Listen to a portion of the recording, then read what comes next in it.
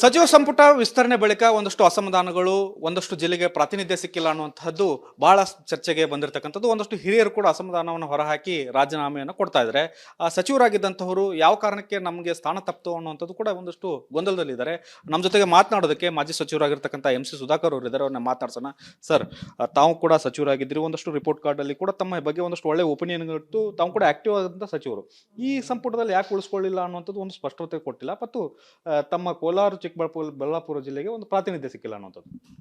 ನೋಡಿ, ಮೊದಲನೇದಕ್ಕೆ ರಿಪೋರ್ಟ್ ಕಾರ್ಡಲ್ಲಿ ನಾನು ಒಳ್ಳೆ ರೀತಿ ಕೆಲಸ ಮಾಡಿದ್ನೋ ಇಲ್ವೋ ಅಂತಕ್ಕಂಥದ್ದು ಈಗ ನಂಗೆ ಸಂಶಯ ಬರ್ತಾಯಿದ್ದು. ಯಾಕಂದರೆ ಇವತ್ತು ನನ್ನ ಜೊತೆ ಸಹೋದ್ಯೋಗಿಗಳಾಗಿದ್ದಂಥವರು ಭಾಳಷ್ಟು ಜನಕ್ಕೆ ಅವಕಾಶ ಕೊಟ್ಟಿದ್ದಾರೆ.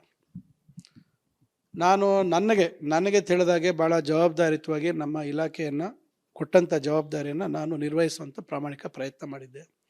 ಆಗಿಂದಾಗೆ ನಾನು ಪ್ರತಿ ವರ್ಷ ನನ್ನ ಒಂದು ವರ್ಷದ ಸಾಧನೆಯ ಪುಸ್ತಕವನ್ನು ಮಾಡಿ ಸಂಪೂರ್ಣ ಮಾಹಿತಿ ಒಳಗೊಂಡಂತೆ ಹೈಕಮಾಂಡ್ಗೆ ಎಲ್ಲರಿಗೂ ನಾನು ಕಳಿಸ್ಕೊಟ್ಟಿದ್ದೆ. ರಾಹುಲ್ ಗಾಂಧಿಯವರು ನನಗೆ 2 ಬಾರಿ ಪತ್ರ ಬರೆದಿದ್ದಾರೆ, ಮೆಚ್ಚುಗೆ ವ್ಯಕ್ತಪಡಿಸಿದ್ದಾರೆ.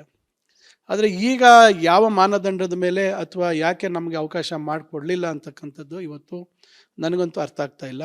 ಇಲ್ಲ ನಮ್ಮ ಇಲಾಖೆಯಲ್ಲಿ ನಾನು ಭ್ರಷ್ಟಾಚಾರ ಮಾಡಿದ್ನ, ಇಲ್ಲ ನಮ್ಮ ಇಲಾಖೆಯಲ್ಲಿ ನಾನು ಸರಿಯಾದ ರೀತಿ ಕಾರ್ಯನಿರ್ವಹಿಸಲಿಲ್ವಾ, ಯಾವ ಕಾರಣಕ್ಕೆ ನನ್ನನ್ನು ಇವತ್ತು ಕೈ ಬಿಟ್ಟರು ಅನ್ನೋದು ನನ್ನ ವೈಯಕ್ತಿಕ ಪ್ರಶ್ನೆ. ಆದರೆ ಮತ್ತೊಂದು ವಿಚಾರ ಬಂದಾಗ ಕೋಲಾರ ಚಿಕ್ಕಬಳ್ಳಾಪುರ ಜಿಲ್ಲೆ ನಿರಂತರವಾಗಿ ನಿರ್ಲಕ್ಷ್ಯ ಮಾಡುವಂಥ ಕೆಲಸ ಆಗ್ತಾಯಿದೆ. ಕಳೆದ ಬಾರಿ ನನಗೆ ಚಿಕ್ಕಬಳ್ಳಾಪುರ ಜಿಲ್ಲೆಯಲ್ಲಿ ಅವಕಾಶ ಮಾಡಿಕೊಟ್ಟಿದ್ರು, ಕೋಲಾರ ಜಿಲ್ಲೆಯಲ್ಲಿ ಅವಕಾಶ ಆಗಿರಲಿಲ್ಲ. ಈ ಬಾರಿ 2 ಜಿಲ್ಲೆಗೆ ಕನಿಷ್ಠ ಎಲ್ಲಾದರೂ ಒಬ್ಬರಿಗೆ ಯಾರಿಗಾದರೂ ಅವಕಾಶ ಕೊಡ್ಬೋದಾಗಿತ್ತು. ಇದು ನನಗೆ ಕೊಡಬೇಕು ಮತ್ತೊಬ್ಬರಿಗೆ ಕೊಡಬೇಕು ಅನ್ನೋದು ಬೇರೆ ವಿಚಾರ. ಈಗ ನಾನು ಅವಕಾಶ ಕೊಟ್ಟಿದ್ರು, ನಾನು ಮತ್ತೆ ಕೇಳಿದ್ದೆ. ಈಗ ಆಯಿತು, ಇನ್ನೊಬ್ರಿಗೆ ಅವಕಾಶ ನಮ್ಮ 2 ಜಿಲ್ಲೆಗಳಲ್ಲಿ ಕೊಟ್ಟಿದ್ರೆ ಎಲ್ಲೋ ಒಂದು ಕಡೆ ನಮ್ಮ ಜಿಲ್ಲೆ ಬಗ್ಗೆ ಒಂದು ಗಮನ ಇದೆ ಮತ್ತು ನಮ್ಮ ಜಿಲ್ಲೆಗೆ ಅವಕಾಶ ಮಾಡಿಕೊಡ್ಬೇಕು ಅನ್ನೋವಂಥದ್ದು ಇದೆ ಅಂತಕ್ಕಂಥದ್ದನ್ನು ನಾವು ಆಲೋಚನೆ ಮಾಡಬೇಕಿತ್ತು. ಆದರೆ ಏನಾಗಿದೆ, ಎಲ್ಲೋ ಒಂದು ಕಡೆ ನಮ್ಮ ಜಿಲ್ಲೆ ಒಂದೇ ಅಲ್ಲ, ಹಲವಾರು ಜಿಲ್ಲೆಗಳು ಇವತ್ತು ರಾಜ್ಯದಲ್ಲಿ ಅವಕಾಶ ವಂಚಿತರಾಗಿದ್ದಾರೆ. ಇದು ಎಲ್ಲೋ ಒಂದು ಕಡೆ ಪಕ್ಷದ ಬೆಳವಣಿಗೆ ಆ ಜಿಲ್ಲೆಗಳಲ್ಲಿ ಮತ್ತು ಆ ಭಾಗದ ಜನರ ಆಶೋತ್ತರಗಳಿಗೆ ಜಿಲ್ಲಾ ಮಂತ್ರಿಗಳಾಗಿ ಸ್ಥಳೀಯರು ಇದ್ದರೆ ಭಾಳಷ್ಟು ಬದಲಾವಣೆ ತರುವಂಥ ಅವಕಾಶ ಇದೆ. ಆದರೆ ಹೊರಗಡೆಯಿಂದ ನೀವು ಜಿಲ್ಲಾ ಉಸ್ತುವಾರಿ ಸಚಿವರಾದರೆ ಅವರು ಏನು ಅವ್ರದ್ದೇ ಒತ್ತಡಗಳಿರ್ತವೆ. ಯಾವುದೋ ಒಂದು ಫಾರ್ಮ್ಯಾಲಿಟಿಗೆ ಬರೋದು, ಒಂದು KDP ಮೀಟಿಂಗ್ ಒಂದು 3 ಗಂಟೆ 2 ಗಂಟೆ ಮಾಡೋದು, ಹೋಗೋದಾಗುತ್ತೆ. ಈಗ ನಾನು ನೋಡಿ ರಾತ್ರಿ 12 ಗಂಟೆವರೆಗೂ KDP ಮೀಟಿಂಗ್ ಮಾಡ್ತಿದ್ದೆ, ಮುಂದುವರೆದು 2 ದಿವಸ 3 ದಿವಸ ಮಾಡಿದ್ದೀನಿ. ಏನಾಗುತ್ತೆ, ಸಮಗ್ರವಾಗಿ ಜಿಲ್ಲೆಯ ಸಮಸ್ಯೆಗಳನ್ನು ಆಲಿಸ್ತಕ್ಕಂಥ ಕೆಲಸ ಆಗುತ್ತೆ. ಆದರೆ ಇವತ್ತು ಈ ರೀತಿ ಆಗಿರ್ತಕ್ಕಂಥದ್ದು ಬಹುಶಃ ಚುನಾವಣೆ ಹೊಸ್ತಿಲಲ್ಲಿದ್ದೀವಿ 2028. ಬಹುಶಃ ಅದನ್ನು ಹೈಕಮಾಂಡ್ ಅವರು ಸರಿಯಾದ ರೀತಿ ಆಲೋಚನೆ ಮಾಡಬೇಕಿತ್ತು ಅಂತ ನಾನು ಭಾವಿಸ್ತೇನೆ. ಎಲ್ಲೊಂದು ಕಡೆ ಇದು ತಪ್ಪಾಗಿದೆ. ಯಾಕಂದರೆ ಇವತ್ತು ಅರ್ಹತೆ ಇಲ್ಲ ಅಂತಲ್ಲ, ಕೆಲವು ಜಿಲ್ಲೆಗಳಿಗೆ 2-3 ಸ್ಥಾನ ಕೊಟ್ಟಿದ್ದಾರೆ. ಹಂಗಾರೆ ನಮ್ಮ ಜಿಲ್ಲೆಗಳಲ್ಲಿ ಯಾರು ಅರ್ಹತೆ ಇರೋರು ಇಲ್ವಾ? ಕೋಲಾರ್ನಲ್ಲಿ ಯಾರು ಇಲ್ವಾ? ಹಾಗಾರೆ ಚಿಕ್ಕಬಳ್ಳಾಪುರದಲ್ಲಿ ನನ್ನ ಬಿಟ್ಟು ಬೇರೆಯವ್ರನ್ನ ಯಾರು ಇಲ್ವಾ?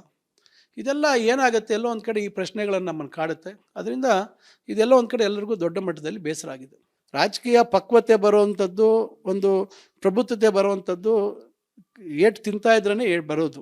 ಯಾರೂ ಅದೇ ರೀತಿ ಆಗೋದು. ಎಲ್ಲರಿಗೂ ಒಂದೇ ರೀತಿ ಅವಕಾಶಗಳು ಇರಲ್ಲ, ಅನುಕೂಲಗಳಿರಲ್ಲ. ಎಲ್ಲರೂ ಒಂದು ಎಲೆಕ್ಷನ್ ಸೋಲ್ತಾರೆ, ಅವ್ರ ವಿರೋಧಿಗಳು ಯಾವ ರೀತಿ ಇರ್ತಾರೆ, ಇವೆಲ್ಲ ಭಾಳಷ್ಟು ಸ್ಥಳೀಯವಾಗಿ ಚುನಾವಣೆ ರಾಜಕೀಯ ಸುಲಭದ ವಿಚಾರ ಅಲ್ಲ.